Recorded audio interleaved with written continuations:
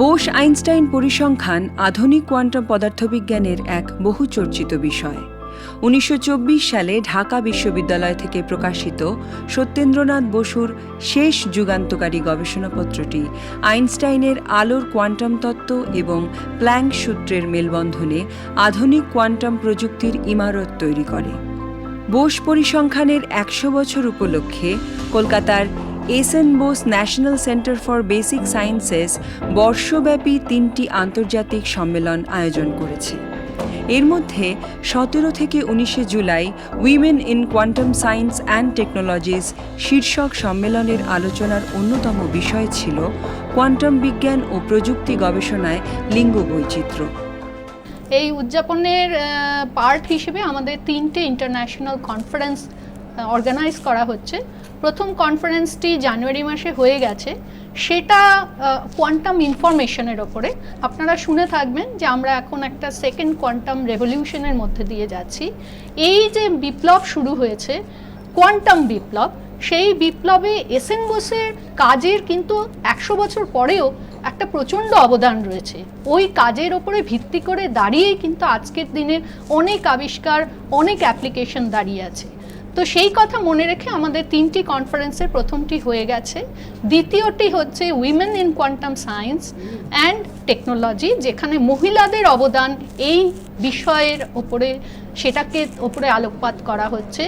এবং নভেম্বর মাসে আরেকটি কনফারেন্স হবে, যেখানে এস.এন. বোসের কাজের ওপরে নির্ভর করে আপনারা শুনে থাকবেন সুপার কন্ডাক্টিভিটি, সুপার ফ্লুইডিটি বা কোল্ড অ্যাটম, এই ধরনের যে কাজগুলি তার ওপরে আলোকপাত করা হবে। এবং সেখানেও দেশ বিদেশ থেকে অসংখ্য বৈজ্ঞানিক আসবেন এবং তারা যোগদান করবেন এবং সেটা 1 সপ্তাহ ধরে সেটা চলবে। এবং আমি সবাইকে নজর রাখতে বলছি আমাদের ওয়েবসাইটের ওপরে, যেখানে এই বিষয়ে আপনারা সমস্ত তথ্য পাবেন। এছাড়াও এস.এন. বোস সেন্টার অনেকগুলি আউটরিচ প্রোগ্রাম অর্গানাইজ করেছে, কারণ সত্যেন্দ্রনাথ বোসের জীবনের একটি লক্ষ্য ছিল বাংলা ভাষায় বিজ্ঞান চর্চা। সেই কথা মনে রেখে আমরা বিভিন্ন জায়গায় আউটরিচ প্রোগ্রাম অর্গানাইজ করছি বঙ্গীয় বিজ্ঞান পরিষদের সাথে সহযোগিতায়। সেই বিষয়ে আমরা স্কুল, কলেজ এবং ইউনিভার্সিটিতে এগুলো অর্গানাইজ করছি। সেই বিষয়ে আমরা মনে করি সমস্ত ছাত্রছাত্রীরা যারা এই বিষয়ে উৎসাহী তারা উপকৃত হবে।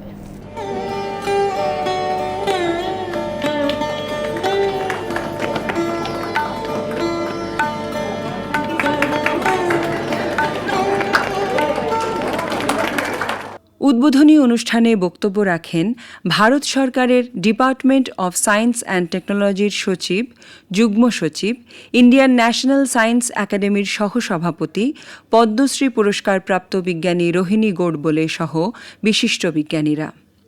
In this centenary year, therefore, it is fitting that we celebrate not only the achievements of Professor S.N. Bose, but also the contributions of women in quantum science. I should also say that in the government and in the Department of Science and Technology, we have taken several initiatives which have increased the participation of women in science and technology field over the last several years. It is also quite coincidence that while we celebrate the centenary of Professor S.N. Bose, the Department of Science and Technology has launched the National Quantum Mission. And in this year only, we had issued the call for proposals for setting up the mission hubs and the technical groups. And we received an overwhelming response from the scientific community in the form of close to 384 proposals. And I have gone through a book which was published by Vigyan Prashad called Vigyan Vidyushi, commemorating the 75th year of India's independence, when 75 women scientists across the country were compiled into one book. Their achievements are compiled into one book. As we look to the future, we must ask ourselves, how can we continue to empower women in quantum science and technology? The answer lies in collaboration. By working together, both academics, industries and government, we can create pathways for women to enter, succeed and lead in this field. This collaboration should also extend to global partnership, leveraging diverse perspectives and expertise to tackle the complex challenges of quantum science. London School of Economics did some survey and pointed out that only 2% of the job applications in quantum science and technology, particularly in industry, were coming from women. More than 80% of the companies engaged in quantum science and technology had no women in the senior position.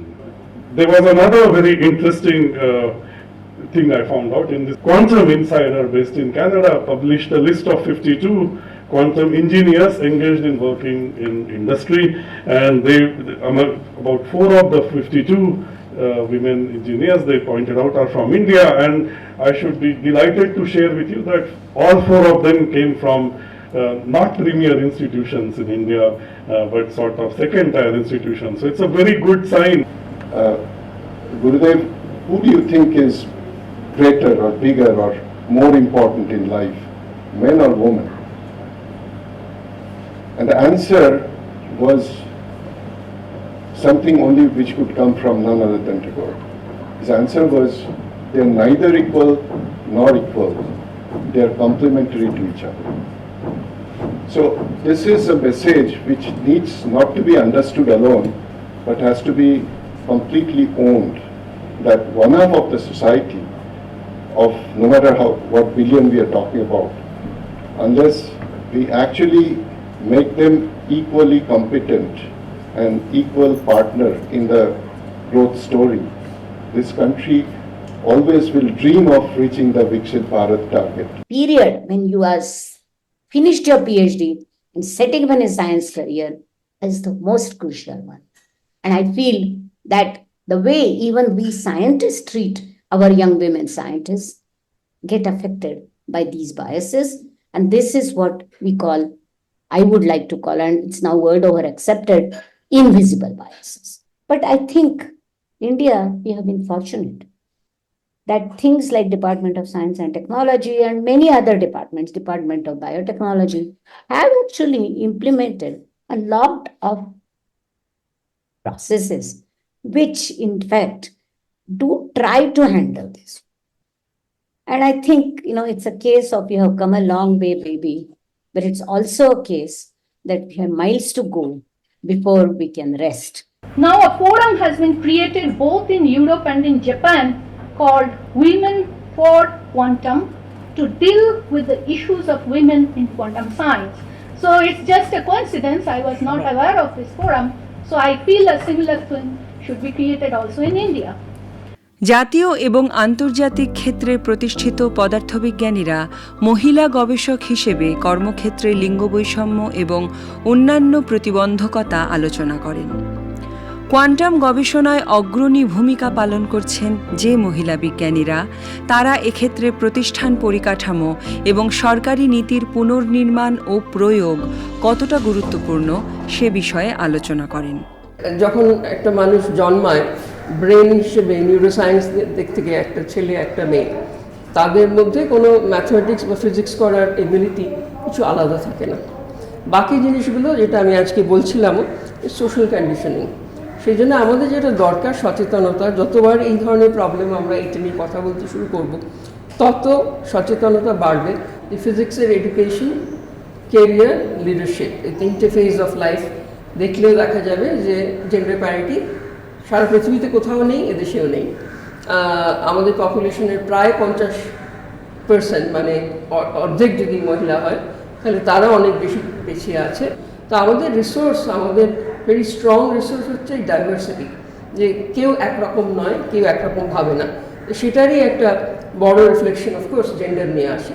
তো এই ডাইভার্সিটিকে যদি আমরা just morally correct principal না দেখে এটা business এর জন্য ভালো বলে রাখাবার চেষ্টা করি, সেটাই আমি বলার চেষ্টা করছিলাম যে এই ডাইভার্সিটিটা হচ্ছে আমাদের মূলধন, এবং এইটাকে সেই জন্যে জাস্ট উইমেন্স ইস্যু না বলে all right thinking human beings have to be in this together, আর ভবিষ্যৎটা তাহলে আরও ভালোভাবে দেখাবে।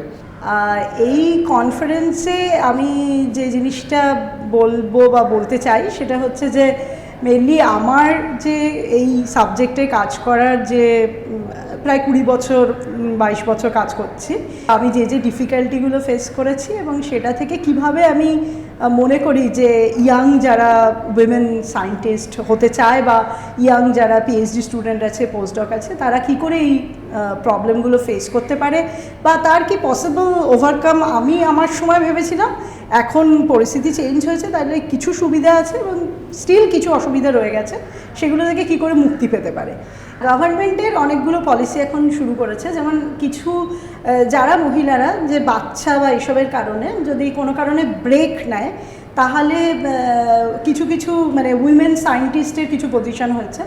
পাওয়ার ফেলোশিপ, পাওয়ার গ্রান্ট বলে একটা জিনিস ডিএসটি চালু করেছে, যেখানে essentially department of science and টেকনোলজিতে শুধু মহিলারাই অ্যাপ্লাই করতে পারে।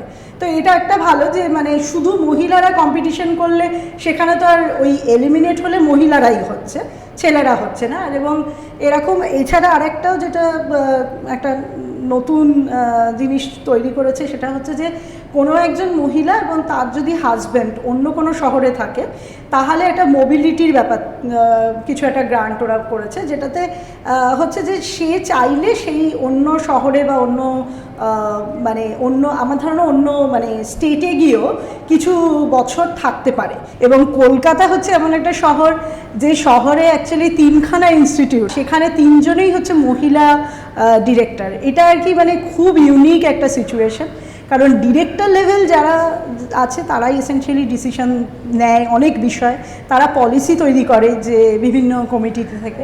এবং আমি আরেকটা জিনিসও মনে করি যে একেবারে শুধুমাত্র হায়ার এডুকেশন নয়, একদম লোয়ার লেভেল থেকেই হয়তো ছেলে মেয়ে দুজনকেই শিক্ষিত করতে হবে জেন্ডার ইকুইটির দিকে। There should be some scheme by which you allow institutes, IITs, universities to employ spouses without using up an extra position. Because I think people will work much better if spouses are in the same institute, particularly those people with children. The questions that need to be answered, we need to have constant monitoring of number of women at different levels, PhD students, postdocs, faculty, senior faculty, and see how they change with time and see how they change with changing policies. আমার research area হচ্ছে quantum chaos বা quantum computing, মানে quantum physics কীভাবে কম্পিউটার্সের যেসব কাজ আমরা করি সেগুলোকে আরও বেশি তাড়াতাড়িভাবে করা যায়, এই নিয়ে আমি রিসার্চ করি। That's why I study invisible particles. কিন্তু আমার নিজের এক্সপিরিয়েন্সও কিন্তু ইনভিজিবিলিটি নিয়ে অনেকটা জোড়া, কারণ এখনও ফিজিক্সে মহিলাদের সংখ্যা খুব কম। তো আমি মজা করে বলি যে আমিও ইনভিজিবল, ঠিক কোয়ান্টাম পার্টিকলসের মতো আমিও ইনভিজিবল মাঝে মাঝে হই। তা অন্য মহিলা যারা বোধহয় আমার মতো ইনভিজিবল ফিল করে, তাদেরকেও আমি এই ফিল্ডে ভালোভাবে ইনক্লুড করতে চাই। তো এই নিয়েও আমি এখন কাজ করি। Achievement, this is in mathematics, and the blue is for boys, performance doing better, girls is the orange, but there's no difference really between boys and girls, and there are many studies that confirm this. And I will talk about my journey from my high school days till that time I become a director at the Leibniz Institute for Solid State and Materials Research. So I work in the field of materials chemistry, and the main idea is to develop new materials for future devices and technologies, and especially for quantum materials and also in the field of microelectronics.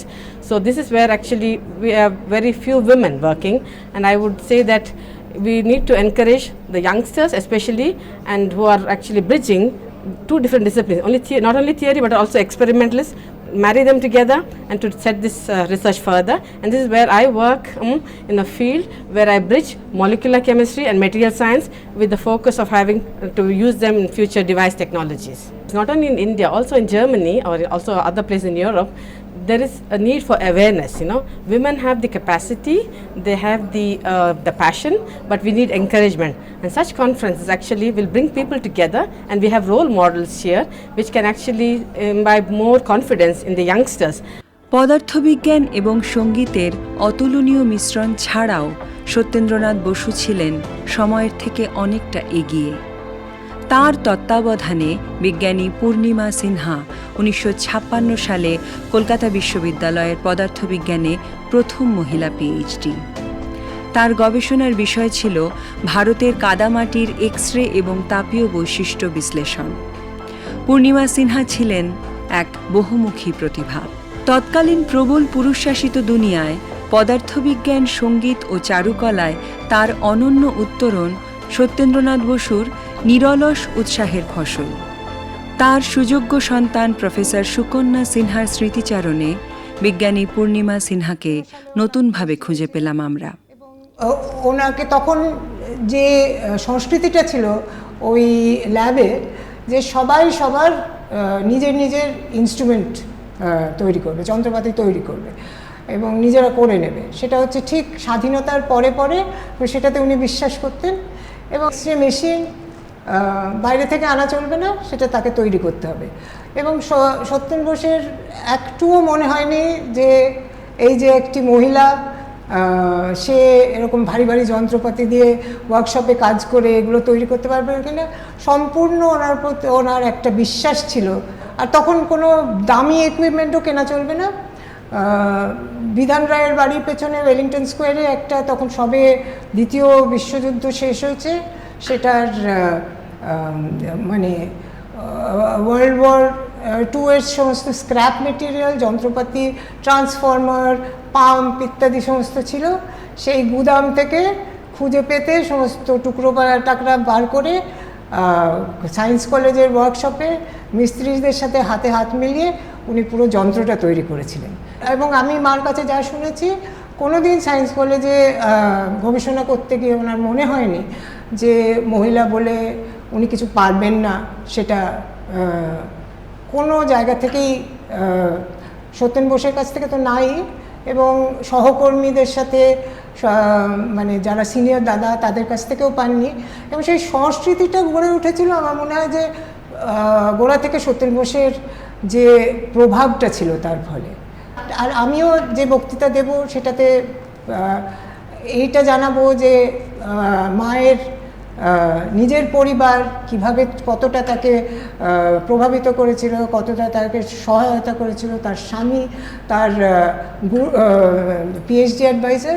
কিন্তু আমি একটা পর্যায়ে পৌঁছাতে চাই যেখানে কোনো পুরুষ বিজ্ঞানীর কাছে কখনো বলা হয় না যে তার স্ত্রী ভীষণ সাপোর্টিভ ছিলেন, তার বাবা ভীষণ ভালো ছিলেন, তাকে এগিয়ে যেতে সাহায্য করেছিলেন।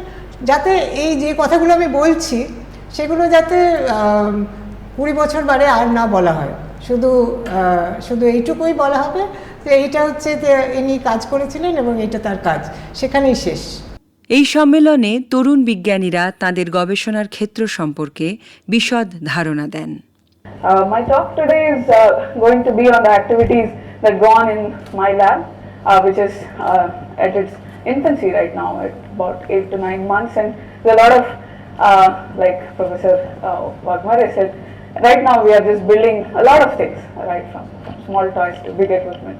A lot of building is going on, and but the scientific problems are centered around topological insulators, superconductors, magnetic semiconductors, a class of all this class of materials.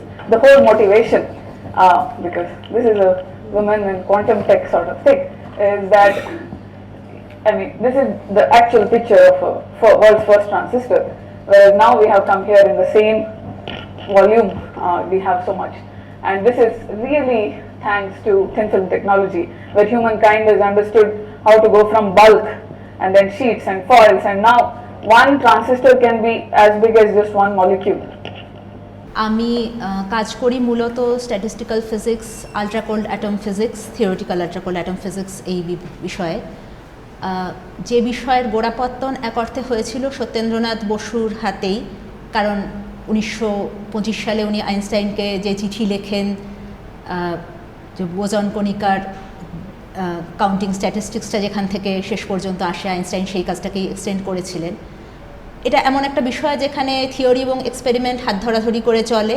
আমার কাজ থিওরির, আমি এই কনফারেন্সে আমি সেই রকমই একটা কাজ নিয়ে বলবো যে রিডবার্গ অ্যাটম তারা অপটিক্যাল ল্যাটিসে তাদের নানান ধরনের পদার্থের দশা দেখাতে পারে, সেই ধরনের কিছু কাজ নিয়ে বলার আছে। তবে এই কনফারেন্সের গুরুত্ব আমার কাছে অন্য আরেকটা দিক থেকে খুব বেশি, যে এখানে আলাদা করে women in quantum science and technology এইভাবে ফোকাসটাকে রাখা হয়েছে। সত্যেন্দ্রনাথ বসু তার এই যে যুগান্তকারী কাজ এগুলো তো করেছিলেন একটি বিশ্ববিদ্যালয়ে বসে, ঢাকা বিশ্ববিদ্যালয়, এবং পরবর্তীকালে কলকাতা বিশ্ববিদ্যালয়ে করেছিলেন। মেয়েদের শিক্ষার কথা যখন হচ্ছে, মেয়েদের এবং সামগ্রিকভাবে সমাজের একটা বড় অংশের কাছে শিক্ষা কিন্তু তখনই অ্যাক্সেসেবল যখন তার হাতে এই চিরাচরিত কলেজ ইউনিভার্সিটির রাস্তাগুলো খোলা থাকে। এদের পরিবেশ বা পরিকাঠামো এগুলোর দিকে যদি আরেকটু ফান্ডিং এজেন্সিরা নজর দেন, তাহলে আমার মনে হয় শুধু মেয়েদের নয়, সামগ্রিকভাবে সবার কাছেই বিজ্ঞানে এগিয়ে আসাটা, যাদের কাছে বিজ্ঞানের আলোটা এতদিন পৌঁছায়নি, তাদের পক্ষে ব্যাপারটা আরও সুন্দর এবং সহজ হবে। তো আমি থিওরিটিক্যাল ফিজিক্স নিয়ে কাজ করি এবং আমার কাজের একটা পার্টিকুলার যেটা আমার স্পেসিফিক ফোকাস সেটা হচ্ছে কোয়ান্টাম ফিজিক্স এবং কোয়ান্টাম মেকানিক্স, যেটা আমাদের এই কনফারেন্সের মেন থিম। কারণ এটা শুধুমাত্র অ্যাকাডেমিক কনফারেন্স নয়, এটার সাথে সাথে একটা সোশ্যাল যে অ্যাওয়ারনেস যেটা আমরা করার চেষ্টা করছি। So first we have to understand that there is a genuine problem, and then we all have to work towards a solution. কিন্তু এর সাথে সাথে আমাদের এই রেসপন্সিবিলিটিটাও রয়েছে যে আমাদের নেক্সট জেনারেশন যারা অলরেডি এতটা হয়তো প্রিভিলেজ পাচ্ছে না, বিভিন্ন কারণে বিভিন্নভাবে সমস্যার সম্মুখীন হচ্ছে, তাদের দিকে সাহায্যের হাতটা বাড়িয়ে দেওয়া। সম্মেলনের 2 দিন 2টি প্যানেল আলোচনায় উচ্চশিক্ষায় মেয়েদের চ্যালেঞ্জগুলি এবং কোয়ান্টাম বিজ্ঞান এবং প্রযুক্তিতে মহিলাদের সুযোগের দিকগুলি নিয়ে কথা বলেন বিজ্ঞানীরা। The primary thing was encouragement from my parents to go into science, and also my teachers in school. They were very supportive. I had many choices to go in different professions because I was the vice captain of the Bengal women's cricket team in the initial days of women's cricket, and but interest in science overrode that. Seeing the result from presidency and going up at house, and he is entering, and he asked my grandmother what happened to her. My grandmother said she got into. Then he said, now you people should not look back about her. So it's all done. In my home, my dad did not used to do any household work. Like I don't think he ever spoke with masons or anybody. That was totally done by my mom. There is this gender stereotyping was never there. And my mother is a very independent, she's very strongly feminist and very independent, and shift to focus. So at home, if it was not for my father's support, I don't think I would have been able to do anything. He was like, you want to study, you study. I have not put any burden on you, you go on your own strength. উচ্চশিক্ষায় লিঙ্গ বৈষম্য শুধুমাত্র মহিলাদের একার সমস্যা না, এর সার্বিক সমাধানের ক্ষেত্রে পুরুষের দৃষ্টিভঙ্গি এবং ভূমিকা অত্যন্ত গুরুত্বপূর্ণ। মেয়েরা যখন বিজ্ঞানে আসে তারা অনেকেই দেখা যায় যে পিএইচডি শেষ করার আগেই বা পিএইচডি শেষ করার অব্যবহিত পরেই বিজ্ঞান ছেড়ে, মানে সায়েন্স ছেড়ে, ফিজিক্স ছেড়ে চলে যায়। সেইটাকে কিভাবে ঠেকানো যায় সেটাও একটা উদ্দেশ্য, সেটা আলোচনা করাটাও একটা উদ্দেশ্য। এই প্যানেল ডিসকাশনে আমরা সেই রকম একটা কিছু তুলে ধরতে চাইছি যে এখন নানা রকমের সুযোগ সুবিধা আছে, কাজেই হয়তো অনেকে আরও থাকতে চাইতে পারে যাদের থাকার আগ্রহ আছে। যে আমার নিজের স্টুডেন্টদেরও দেখেছি যে তারা পিএইচডি শেষ করে তারপরে সংসার করতে চলে গেছে, তারপরে আর ফেরত আসতে পারেনি বা চায়নি, কিন্তু যদি সুযোগ সুবিধা থাকতো আরও, তাহলে হয়তো তারা সায়েন্সে আরও কন্টিনিউ করতো, আরও কিছুদিন থেকে যেত। This is an area which needs, which India will really benefit if women are brought on par with men. Because if you see quantum science particularly, there have been very significant contributions from Indian women, and it's not question of really, sort of giving them any privilege. It's question of bringing them on par so that the society benefits. So I am here just to hear and see what kind of discrimination has gone on, and where women scientists can really contribute. And this is only, the year where the National Quantum Mission is starting. Next year is the year that is the year of quantum science. I really believe by 2047, this discrimination will end. Truly there will be participation and equal amount from both the communities. I say communities because men and women make this country a great country. So this conference is a part of a series of conferences which is being organized by SN Bose National Center for Basic Sciences as a part of celebration of Bosestat 100.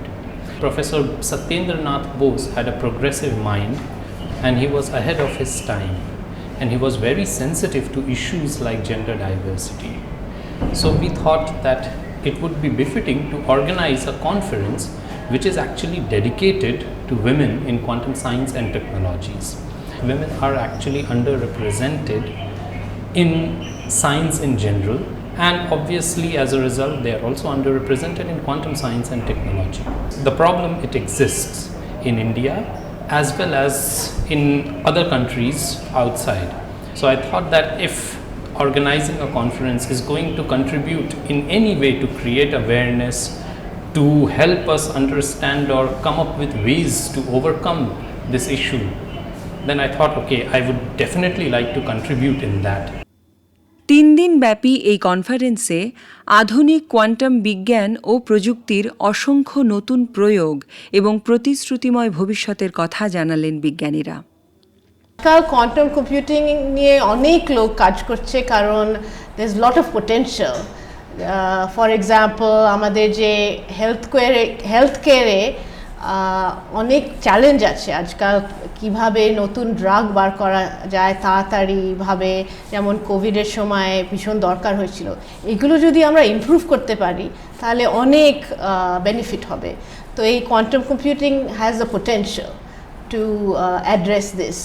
বা অন্য অনেক এরকম potential আছে, যেমন আমাদের যেসব traffic management, এটা তো ভীষণ প্রবলেম আছে আমাদের, নট জাস্ট ইন ইন্ডিয়া কিন্তু ওয়ার্ল্ড ওয়াইড গ্লোবাল যে শিপিং লেন্স থাকে, এগুলোকে যদি আমরা আরোভাবে এফিশিয়েন্ট করতে পারি, এরকম অপটিমাইজেশন যে টাস্ক বলি আমরা, এগুলো খুব এফিশিয়েন্টলি ইমপ্রুভ করা যায়। 10 বা 20 বছরে আমাদের মানে পুরো একটা রেভলিউশন হয়ে যাবে। এটাকে আমরা বলি second quantum revolution. Quantum mechanics use করে আমরা এমন কিছু কম্পিউটার বানাতে পারবো বা এমন কিছু কমিউনিকেশন ডিভাইস বানাতে পারবো, মানে মোবাইল ফোনের মতো বা ইন্টারনেটের মতো, যেগুলো অনেক বেশি এফিশিয়েন্ট হবে এবং যেগুলো দিয়ে এমন কিছু কাজ করা যাবে যেটা আমরা আমাদের ক্লাসিক্যাল সবচেয়ে পাওয়ারফুল কম্পিউটার দিয়ে করতে পারি না। যদি বলা হয় যে এখন ইউএস বা ইউরোপ বা চায়না বা জাপান, এরা প্রত্যেকেই প্রচণ্ড রকমভাবে এই সাবজেক্টটার উপর ইনভেস্ট করছে এবং এইটা বানানোর দিকে, এবং ইন্ডিয়াতেও সেইটার লক্ষ্যেই ওই ন্যাশনাল কোয়ান্টাম মিশন তৈরি হয়েছে। অলরেডি এই কাজটা কিন্তু প্রায় 15-20 বছর ধরে ইন্ডিয়াতে হচ্ছে, বেশ কিছু থিওরিটিক্যাল এক্সপেরিমেন্টাল গ্রুপ। সুতরাং আমরা আশা করছি নেক্সট 10 বছরে আমরা একটা ভালো রকমের উন্নতি দেখব। লিঙ্গ সমতার লড়াই চলছে সারা পৃথিবী জুড়েই। বিশেষত বিজ্ঞান ও প্রযুক্তির ক্ষেত্রে মেয়েদের নীতি নির্ধারণ এবং সিদ্ধান্ত গ্রহণের ক্ষমতা যত বাড়বে, এমন উদ্যোগের সাথে মানব সম্পদের ব্যবহারিক ক্ষেত্রটিও ততই উর্বর হয়ে উঠবে।